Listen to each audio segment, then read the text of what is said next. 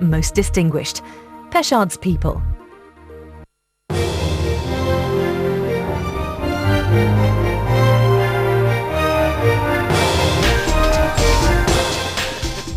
Hello and welcome to Peschardt's People, in which I, Michael Peschardt, travel to meet the men and women leading the way in the world's fastest growing region.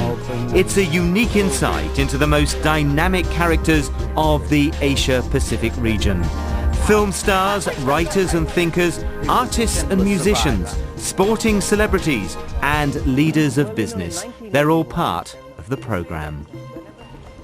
This week I'm on the Northumberland coast in the northeast of England. It's one of the most dramatic pieces of coastline anywhere in the world. There are castles like this one behind me dotted all over, from South India, who's on a mission to change the way we live, think and, most importantly, eat. Sreedharan is on a mission to change the world through its stomach. He owns a highly successful and rapidly expanding string of restaurants in the UK. He's written best-selling books on Indian cooking, but above all else, he sees himself as a food philosopher. The whole philosophy of Indian food is going to change the world. I'm a positive thinker, and the positive energy that comes out of food is so vital to the positive lifestyle that you're going to lead thereafter. Today we have so many beautiful things around us, but we're missing something, which is of course happiness. And I think a meal that is made with love definitely has that magic. This is the city of Newcastle in the northeast of England. The bridge over the River Tyne may seem familiar to Australian eyes in particular. It was, in effect, the prototype for Sydney's own Harbour Bridge. Das has opened one of his latest restaurants just up the road. But we headed first to the coast nearby. I wanted to know how he'd started out. I was inspired by the life of my grandfather. And my grandfather was a famous cook in the village we come from. But you didn't become a chef right away. You were an accountant, is that right? Exactly. Why was this? I mean, like in many old cultures, we had amazing, powerful, influence of traditions. But in modern times, we lost a lot of it. A lot of times, the cooking and chefs were always shut in smoky rooms, and they never saw the light of the world. I never felt they were appreciated enough to pursue cooking as the divine art and divine gift in people. When I was 19, I left home as an accountant, and I had a feeling that I'm going to do something else for the world. And I told my parents, I feel like traveling and I feel like doing something else, and I'm going to end up somewhere. You came to London on your travels. Yes. As I understand it, you worked sort of in a kitchen, sort of like washing up, is that right? Or? Yeah, my interest was never to be getting into cooking or into restaurants. Yeah, it's a kind of student job. And that is when, you get into this, and suddenly I realized Indian food has been taken so badly, those years. People had no clue about how to cook with passion or present it well or care for people. He wanted me to sample some of his food so that I would experience an authentic dish, the sort that has brought him both fame and fortune. He took me to a market right in the heart of Newcastle's city centre. How important is it to get the best fresh vegetables? No, I think, fresh produce is so important for cooking like ours because it's all about freshness. You, of course, do South Indian food. All of it's vegetarian, no meat. Vegetarian cooking is, if you understand it really well, it's much more complicated. It has subtle flavors. So you have to take extra care when you cook vegetables. So a lot of times, today in modern world especially, people find it easier to cook meat because meat just doesn't need much help. Because meat sucks everything and brings out something. So if you're looking at attention to detail of a dish, I think vegetables are more difficult to... And therefore more of a challenge, but there's more in them, more you get more out of it. The ingredients all safely gathered in. Now all we had to do was put them together. Das comes from Kerala in South India. His style is very different to the North Indian cuisine served in most restaurants around the world. Michael, what we're doing is a dish which is very dear to me, which is made of mangoes and beetroot. Yeah. Something very simple and subtle. In traditional homes in India, they use these brass utensils. And also in traditional Ayurvedic philosophy, they always recommend metals like this for cooking. Okay. So if you go to a temple or a home in India, you will always find a lot of these utensils and a lot of this sound. Yeah, I was going to say that's the sound of India, isn't it? Yeah, exactly. Yeah, very much so. Okay. So we just get started. The first thing that goes into food for us is the seeds. Seeds that bring the whole noise of life. Oil is just little warm now. Once they get used to the oil, they'll start popping. That is when they just basically start the action. The flavors start developing. Then you start layering with the different kinds of spices. There's a lot of patience needed, isn't there? See, that is the beauty of Indian cooking. Unlike many other, like for example, Chinese or any other cooking, the flavors are extracted in silence and slowness. The idea is the recognition of power within different individual ingredients. Once you throw everything and if you're just trying to force the essence, it doesn't become natural. It's beginning to smell really, really quite powerfully. One important ingredient which is so typical of South India is curry leaves, right. The herb of South India. We're going to add some yogurt. Once the yogurt is added, nothing needs more cooking. You just need to warm up. Mangoes doesn't need cooking. So here what happens is that the balance of the fresh sweet mangoes and the cooked spiced yogurt, they are a fantastic combination. It's got a very strong aroma.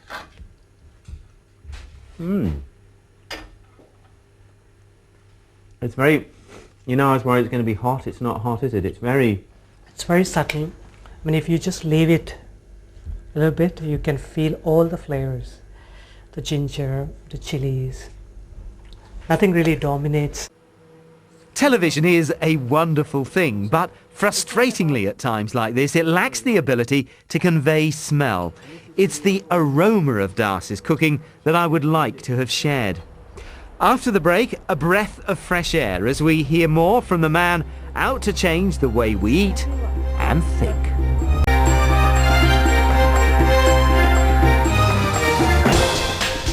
Welcome back. We're in the northeast of England with restaurateur, writer and food philosopher Das Sreedharan. He had taken me to a place he promised would feel familiar.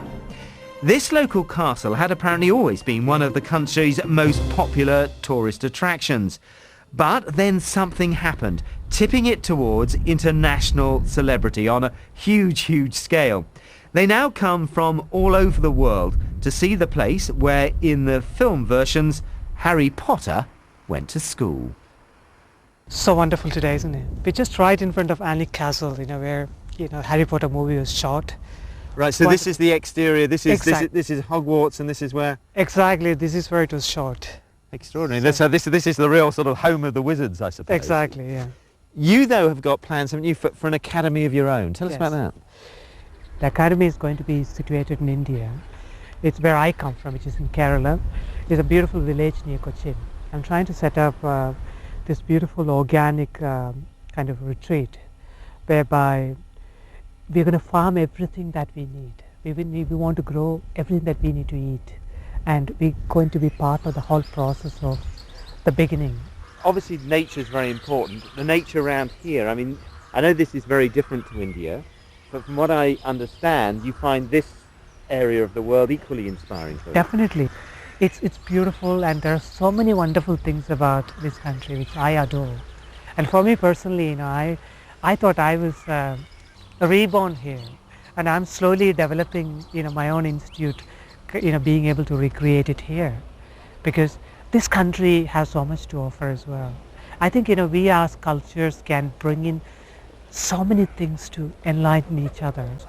We have something to offer here, something to give, and at the same time take what is here because we need it as well. Countries like India, many parts of China or other South Asia, we are economically becoming stronger, but I don't think we are keeping a constant touch with the traditions. I think that was the whole secret of our success in the past. As much as we evolved with time, we always knew we cannot ignore traditions, we cannot ignore people. Obviously now I've had the pleasure of eating your food several times, and there's no doubt it's delicious. One thing I've noticed though is that the portions are quite small, or you're in favour of small portions. Yeah, why is that? It's like when you are happily fed, you don't need too much. And also when you're eating enough, the taste, you always appreciate the taste, and you always long for it to have more. Then the relationship with that kind of understanding, that balance, definitely will help in your life as well. We talked about money, Money, if you ask people, there's no limit for people how much they need. It's just like food at the moment.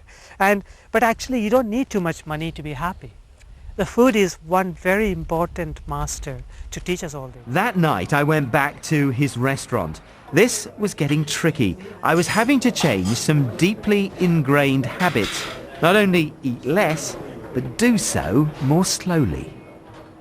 For me, it's a kind of spiritual inspiration to understand the fact that food deserves respect. To me, food is what lights your soul. For me, the way I understand how I was taught was to look at it with a lot of fondness and love. When you eat it as slowly as you could so that you really appreciate each and every drop of flavor. The next morning we headed up the coast again to say our goodbyes. This is Lindisfarne Island. It's a magical, mystical place where early Christian monks are said to have built one of the first places of sanctuary in the UK. This whole region was renowned as a place of healing. The perfect location then to grapple with Darcy's ideas about the way cooking and food can teach us about the circle of life, the universe, and our place within it. Like when we were cooking, I explained to you the fire is to me like the sun. Sure. Then you have the pan. That pan and fire falling in love. And from there the whole life begins. From nothing. You see the oil seem to appear on the surface of earth, which is the pan. Then you start seeing the crackle sound of the first life in the form of seeds. Then you see the growth from that stage to a beautiful dish beginning to happen slowly but beautifully. That understanding is very much like looking at ourselves for me. Our birth and that transformation or the kind of transition to become a boy or a girl into a complete person, then get into the hardships of life, which is like, to me, when you come to the middle stage where you add the spices to make the whole thing extra vibrant, and that is like your challenging phase of life where opportunities are calling you, the things that you're coming towards you, the attractive, challenging, confused time of life. And then slowly you mature with life. That is when, as I call, the river of life, you suddenly, if you see like yourself through a dish, you suddenly realize you have done a lot more than you think. A lot of times we undermine our own ability about what we are doing in this world. A lot of times people think they are very small in their life with the little jobs or whatever field they are working. But I think they are much beyond that. Every human being is so huge in their potential to make changes in this world. Like you, Yeah, so we're more important than we think, is that what you're saying? definitely you are more important and you're more powerful than you think. Me as well? You definitely, just by knowing, like you as a person have, for me, as knowing your life, you have done so much to this world by bringing life of different countries and people. And for me, I think this is one of the most fascinating things. I don't think even you could have dreamed of it as a child, but it's like the river of life. You have already a full river. It's overflowing already. So imagine from here to, you have a long way to go as well. What you can do in this I like world. the sound of this. It's so fascinating. I'm telling you, this is, and I feel about myself, you know, with my small business and, you know, my life, you know, upbringing from a small village. I have a river too, a beautiful river. That is the beauty of a dish, being able to reveal your journey and how to enjoy it. Right. It's been an absolutely fascinating couple of days. Thank you. A dish of life. Thank you very much for Thank you being for on the having program. me. It's an absolute pleasure. Thank you.